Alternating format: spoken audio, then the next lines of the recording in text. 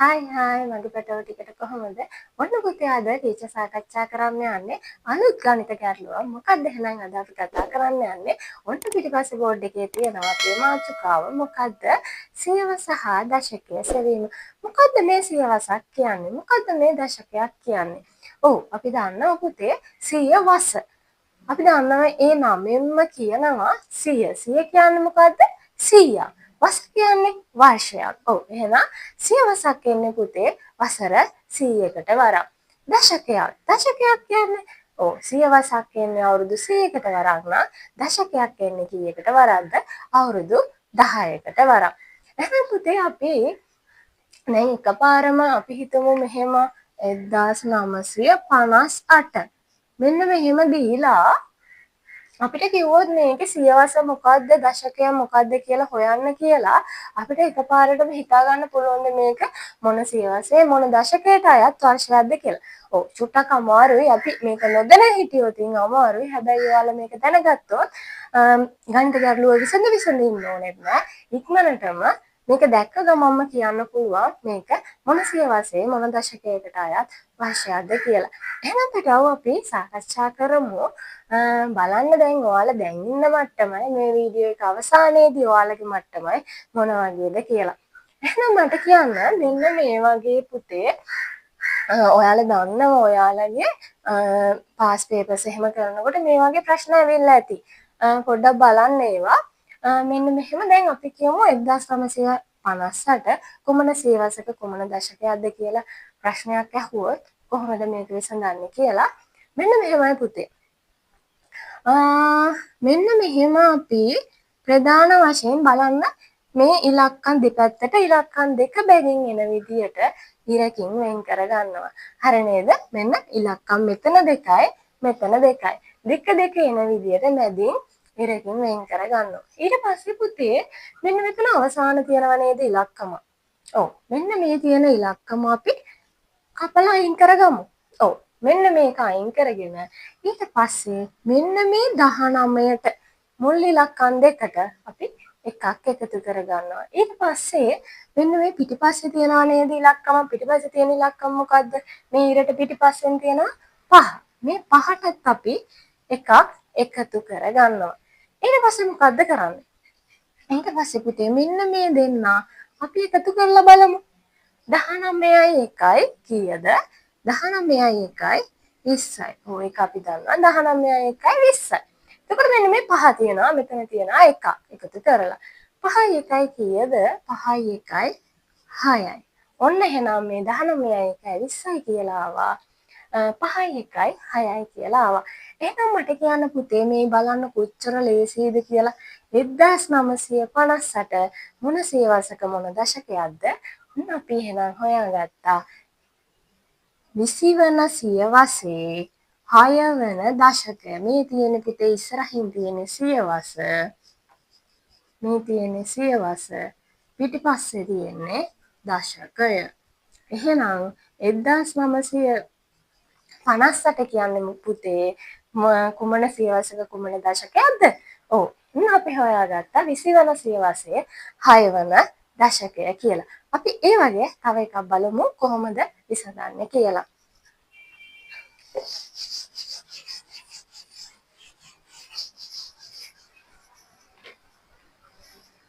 අපි බලමු දැන් අපි ඉන්නේ 2026 නේ.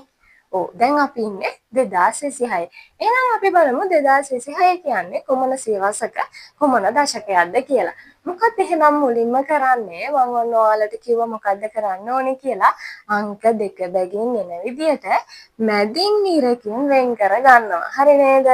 හරි. එහෙනම් පුතේ ඔන්න ඔයාලට පුළුවන් කොලයකුයි පැන්සලකුයි අරගෙන ටීචර්ත් එක්කම මේක හැබැයි ටීචර්ත් කලින් හදන්න පුළුවන් ඔයාලට. එහෙනම් අපි හදමු මොකද්ද කරන්නේ? මෙන්න මේක අයින් කරා අවසානයේ තියෙන ඉලක්කම මේක කපලා අයින් කරගන්න. කිසිම ප්‍රශ්නයක් නැහැ.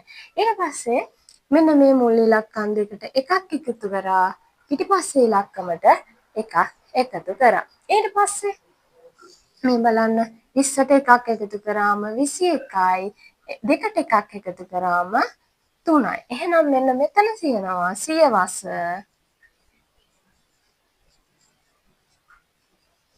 මෙතන තියෙනවා දශකය. එහෙනම් 2026 කියන්නේ කොමන සියවසක කොමන දශකයක්ද පුතේ? 21 වන සියවසේ 3 වෙනි දශකය. හරි පුතේ මං හිතනවා දැන් ඔන්න ඔයාලට සියවස සහ දශකය හොයන්න ගොඩක් ලේසි. එහෙමයි කියලා ඔන්න දැන් වීඩියෝ එක නතර කරන්න එපා. දැන් ඔන්න ටීචර් කියලා දීපු විදියට හොඳටම තේරුණා. ඒක ඉහිල දැන් හොඳට නැති කියලා නතර කරන්න එපා. තව මම ඔයාලට විදි දෙකක් කියලා දෙනවා. ඔයාලත් එක්ක ඔයාලා චුට්ටක් බලන්න. ඔයාලත් එක්ක කතා කරපුවා පුතේ. සාමාන්‍යයෙන් නිකන් සාමාන්‍ය වර්ෂවල ඒවා තමයි මම සාකච්ඡා කරේ. එතකොට තව තියෙන පුතේ විදි දෙකක් අගට බිඳුවක් එන වර්ෂ. අගට බිඳු දෙකක් එන වර්ෂ වල සියවස සහ දශකය හොයන්න චුට්ටක් වෙනස් විදියක. ඒක හින්දා මම දැන් ඒ දෙකක් කතා කරනවා. ඒක නිසා වීඩියෝ එක නතර කරන්න නැතුව දිගටම බලන්න කියලා මම ඔයාලගෙන් ඉල්ලනවා. ඊට කලින් මම තව එක ගානක් අර වගේ හදලා පෙන්නන්නම්. බලමු 2016. ඔන්න එහෙනම් මගේ පැටව ටික ඉක්මනටම සාකච්ඡා කරමු. කොහොමද මේක හදන්නේ?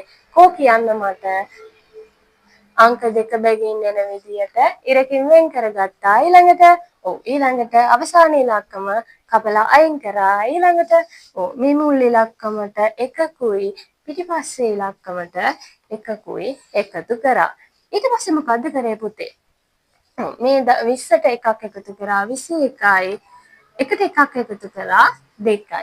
මෙන්න සියවස මෙන්න දශකය.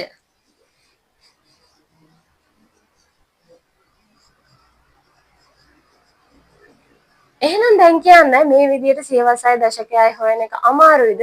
දැන් මම හිතනවා S2 පියාගෙන උනත් මම වර්ෂයක් කිව්වට පස්සේ ඔයාලට දැන් හදන්න පුළුවන්. දැන් පේපරේ ශේෂත පේපරේ අතර ගත්තට පස්සේ මේ වගේ ගණිත ගැටලුවක් ආවොත් ඔයාලට කටුකොල ඕනේ නැහැ. හිතින්ම ගාන හදන්න ඔයාලට හැකියාවක් තියෙනවා.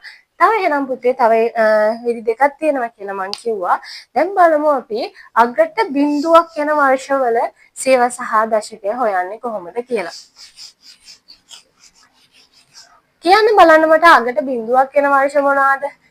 2010, 2020, 2030 අන්න ඒ වගේ වර්ෂවල තමයි අගට බිඳුවක් එන්නේ. අපි බලමු එහෙනම් ඒ වගේ වර්ෂයක් ආවොත් කොහොමද ඒ ගැටලුව විසඳන්නේ කියලා. බලන්න එහෙනම් අපි ගමු 2010. ඔන්න අගට බිඳුවක් ඇවිල්ලා තියෙනවා. පේනවා නේද? මෙන්න මේ අග තියෙන්නේ බිඳුවක්. අන්න ඒ වගේ අවස්ථාවක කොහොමද සියවස සහ දශකය හොයන්නේ කියලා අපි සාකච්ඡා කරමු. අර වගේමයි පුතේ මුලින්ම ඉලක්කම් දෙක බැගින් එන විදියට මැදින් ඉරක් ගහලා වෙන් කරා. ඊළඟට මෙන්න මේ අවසානයේ තියෙන ඉලක්කම අයින් කරා. ඊළඟට මෙන්න මේ 20ට එකක් එකතු කරා. ඊට පස්සේ පුතේ අරකට වඩා චූටි වෙනසක් සිද්ධ වෙනවා. මොකද්ද? අපි ඉස්සෙල්ලා එකේදී මේ පිටිපස්සේ එකටත් එකක් එකතු කරා. ඔය පිටිපස්සේ තියෙන ඉලක්කමට අපි එකක් එකතු කරා. හැබැයි මේ අවස්ථාවේදී මේ අගට බිඳුවක් තියෙන වෙලාවේ පුතේ අපි මේ පිටිපස්සේ මේ ඉරෙන් පිටිපස්සේ තියෙන ඉලක්කමට එකක් එකතු කරන්නේ නැහැ. ඒක ඒ විදියම තියෙනවා. මේ බලන්න මුල් ඉලක්කම් දෙකට එකක් එකතු කරා පිටිපස්සේ ඉලක්කමට අපි ඉලක්කමක් එකතු කරන්නේ එකක් එකතු කරන්නේ. එහෙනම් 20යි 1යි 21යි මේ එක මේ විදියම තියෙනවා. එහෙනම් මේ තියෙනවා සියවස මේ පිටිපස්සේ තියෙනවා දශකය. එහෙනම් 2010 කියන්නේ කොමන සියවසක කොමන දශකයක්ද? ඔන්න තියෙනවා 21 වන සියවසේ පළවෙනි දශකයට අයත් වර්ෂයක්. බලන්න පුතේ මේක චුට්ටක් වෙනස් කියලා කතා කරා. ආයෙ බලමු. ඔන්න 2010 තියෙනවා. 2010 තියෙනකොට අපි ඉස්සෙල්ලා වගේම මැදින් ඉරකින් වෙන් කරා. පිටිපස්සේ ඉලක්කම කැපුවා. මුල් ඉලක්කම් දෙකට එකක් එකතු කරා. මෙතන අගට බිඳුව නිසා අපි මෙතන මේ ඉරට පිටිපස්සෙන් තියෙන ඉලක්කමට එකක් එකතු කරන්නේ නැහැ. මේ වගේම අපි චුට්ටක් 2030 බලමු. 2030. මෙතෙන්දී අපි මොකද්ද කරන්නේ? අර වගේමයි මැදින් ඉරකින් වෙන් කරා පිටිපස්සේ ඉලක්කම කැපුවා 20ට එකක් එකතු කරා පිටිපස්සේ ඉලක්කමට එකතු කරන්නේ කරනවද නැද්ද? කරන්නේ නැහැ. හරි. එහෙනම් 20යි 1යි ඔන්න 21යි මේ තුන මේ විදිහටම ලියනවා. එහෙනම් 2030 කියන්නේ 21 වන සියවසේ 3 වන දශකය. හරි පුතේ. ඔන්න දැන් ඒකත් කතා කරා. අගට බිඳුවක් එන අවස්ථා කතා කරා. මම හිතනවා දැන් ඔයාලට ඒකත් හොඳටම පැහැදිලි කියලා. එහෙනම් අපි ඊළඟට සාකච්ඡා කරමු අගට බිඳු දෙකක් එන අවස්ථා.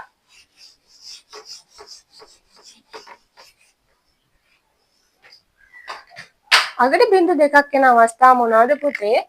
1900 1900 මෙන්න මේ 1900 කුමන සියවසක කුමන දශකයක්ද කියලා ඔයාලට ප්‍රශ්නයක් ආවොත් මේකත් පුතේ අර වගේමයි අමාරු නෑ ලේසිම ලේසි බලන්න ඒකේ කරන්නේ පුතේ ඉරකින් වෙන් කරා පිටිපස්සේ ඉලක්කම් කපන්න ඕනේ නැහැ මෙන්න මේ දැන් මං එක බිඳුවක් එනකොට ඔයාලට කිව්වා මේ මුල් ඉලක්කම් දෙකට එකක් එකතු කරනවා පිටිපස්සේ ඉලක්කමට එකක් එකතු කරන්නේ නැහැ කියලා. මේකෙදි කරන්නේ පුතේ මේකට එකතු කරන්නේ නැහැ. මෙන්න මේ බිඳු දෙක වෙනුවට අපි මේකට 10ක් එකතු කරනවා. එතකොට කොහොමද මේක හැදෙන්නේ? 19 වන සියවසේ 10 වන දශකය. බලන්න ඒකත් හරිම ලේසි. මුලින්ම මොකද්ද කරේ? ඉලක්කම් දෙක බැගින් එන විදිහට වෙන් කරා. ඊට පස්සේ මේ මුල් ඉලක්කම් දෙකට එකතු කරේ නැහැ. පිටිපස්සේ ඉලක්කම් දෙකට 10ක් එකතු කරා. ඊට පස්සේ 19 වන සියවසේ 10 වන දශකය නැත්තම් අවසාන දශකයේ විදිහට අපිට 1900 පෙන්නලා දෙන්න පුළුවන්. ඊළඟට අපි බලමු 2000 කුමන සියවසක කුමන දශකයක්ද කියලා. අපි දන්නවා 2000 වර්ෂය කුමන සියවසක කුමන දශකයක්ද කියලා බලමු. මේ මෙතනක් තියෙන පුතේ අගට බිඳු දෙක. එහෙම නැතුව දැන් මෙතන බිඳු තුනක් තියෙනවයි කියලා එහෙම හිතන්න එපා. මෙන්න මේ අගට බිඳු දෙකක් ඇවිල්ලා තියෙන. ඉලක්කම් දෙක බැගින් වෙන් කරාට පස්සේ අගට බිඳු දෙකක් ආවා. එහෙනම් අර වගේමයි මේ මුල් ඉලක්කම් දෙකට එකතු කරනවද කීයක් හරි නැහැ. මේ මුල් ඉලක්කම් දෙකට එකතු කරන්නේ පිටිපස්සේ ඉලක්කම් දෙකට කීයක්ද එකතු කරන්නේ 10ක් එකතු කරනවා. එහෙනම් මට කියන්න මෙන්න 20 වන සියවසේ 10 වන දශකය 2000 කියන්නේ 20 වන සියවසේ 10 වන දශකයට අයත් වර්ෂයක්. මේ තියෙන්නේ ඔයාලා දන්නවා සියවස. මේ තියන්නේ දශකය. එහෙනම් 2000 කියන්නේ 20 වන සියවසේ 10 වන දශකය නැත්නම් අවසාන දශකයට අයත් වර්ෂයක් පුතේ. එහෙනම් මම හිතනවා දැන් ඔයාලට ආකාර තුනටම පැහැදිලි. ආකාර තුනක් මම කිව්වා. ඒ ආකාර තුනටම හොඳටම පැහැදිලි ඇති කියලා විශ්වාස කරනවා. පැහැදිලි නැත්නම් නැවත වීඩියෝ එක බලන්න. එහෙනම් අදට ගිහින් එන්න. බයි බයි.